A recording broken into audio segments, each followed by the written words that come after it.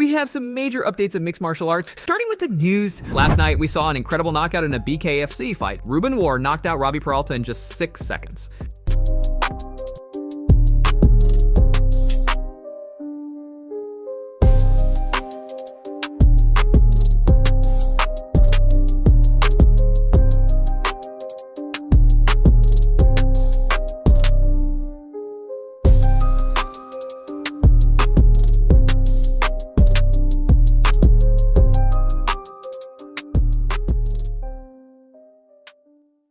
McGregor react, 6-second KO in our BKFC main event last night. Our combatants do not start in the traditional red and blue corners before the bell rings. They stand right in front of each other in the center of the ring, behind enemy line. Accuracy is final. Islam Makhachev's coach reveal interesting thing about Jake Paul. Jake is the guy people aren't ready to accept him as a proper boxer. In the past, the younger Paul brother has been accused of deliberately going up against significantly older fighters just to get an easy win. However, it has now been revealed that Islam coach Javier Mendez was behind such a strategy. Recently, in an interview with London Real, Mendez was asked for his thoughts on Paul and his influence in the world of combat sports. To this, the coach claimed that he was approached by Paul and another AKA coach, Jacob Chavez, back when the 27-year-old first broke onto the scene. The duo asked Mendez for his opinion, and he played a crucial role in choosing the first few opponents for Paul. Check this, what Mendez actually revealed? When Jake Paul first came on the scene, Jacob Chavez is a very good friend of mine. He is AKA coach also. And BJ Flores, which was Jake Paul's coach, they called me and they asked me, what do I think about this? And I said, I don't know about Jake. I don't know anything about him, but I said, I go, the guy you want to fight, I go after Ben Askren. Why Ben Askren? I go, because Ben Askren is got credentials. He knows how to talk, but he can't box. He doesn't know how to box. He's an MMA fighter, okay? He'll box you, he'll fight you, but his technique is not there. He's a perfect guy to build on. Fight him. And I go, and after that, then Tyron Woodley got released. I go after Tyron Woodley, you know? So you're a promoter. I basically tell these guys who to go after. Go after Tyron Woodley. And so they did that. So they would talk to me, and I would give them, I got text messages that show, haha, what do you think? I go after this guy, go after that guy. So I helped BJ, and then when Jake Paul, earlier on, not the later ones, I had nothing to do with any of those. But earlier on when Jake was moving up. Sean O'Malley just revealed what would happen if Michael Chandler fought Islam instead of Conor McGregor. Recently, Sean O'Malley talked about the Conor McGregor versus Michael Chandler fight on his podcast. He also discussed how things would look if Chandler fought Islam instead of Conor. As some of you might know, Chandler had challenged Islam for a title fight. Here's what O'Malley had to say about it. Chandler offered title shot versus Islam. If Conor isn't available, what should he do? I mean, at this point, he's being realistic. Islam is a very, very dangerous fight. He's so sharp on his feet. Chandler's not going to be able to out-wrestle Islam. He knows Conor McGregor is going to be a giant fight. He may possibly even want to retire after the Conor McGregor fight. He's going to make some fat bread. It's going to make him this huge star, especially if he's able to beat Conor McGregor. He's one of the... How's it going? Chandler offered title shot against Islam. Brother, Islam title fight it's not, I wouldn't say just as big as Chandler versus Conor, but it's the next biggest thing. Chandler very well could beat Islam. Ow. Oh. Let me talk, buddy. But you're right. How?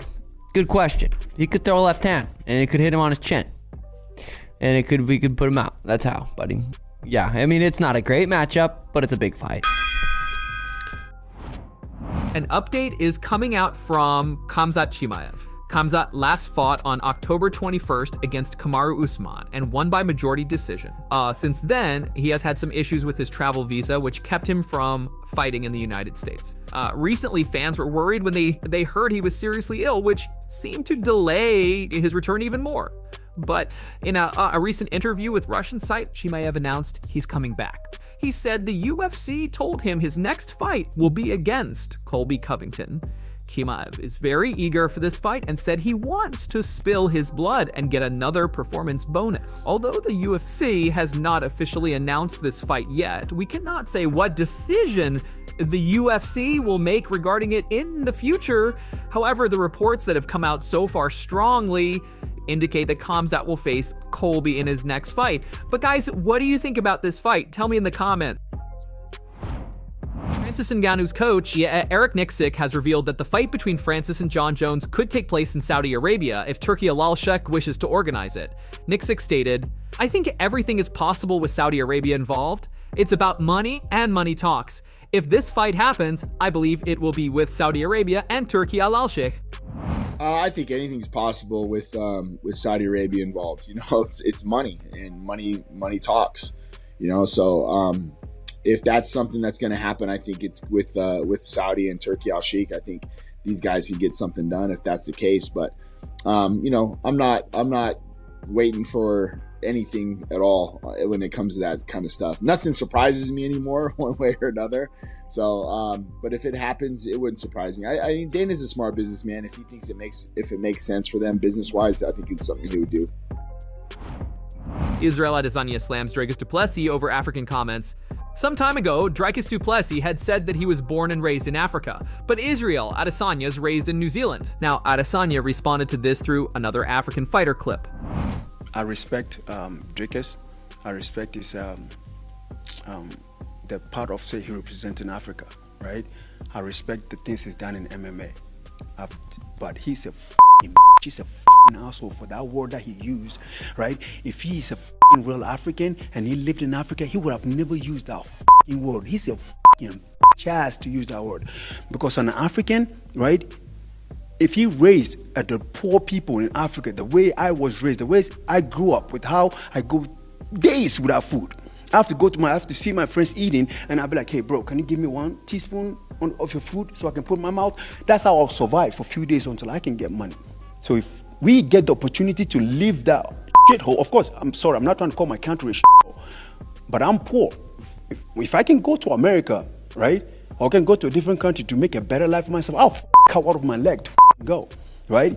If he's a true African, right, he would have understood that. That means he's living the comfortable life. His family had the money to feed him every day, so he didn't have to worry about leaving to go and make it. So for him to say he's the true African champion that lived there and he made it, he's a fucking bitch for saying that. I respect what he's done, but he's a bitch for that.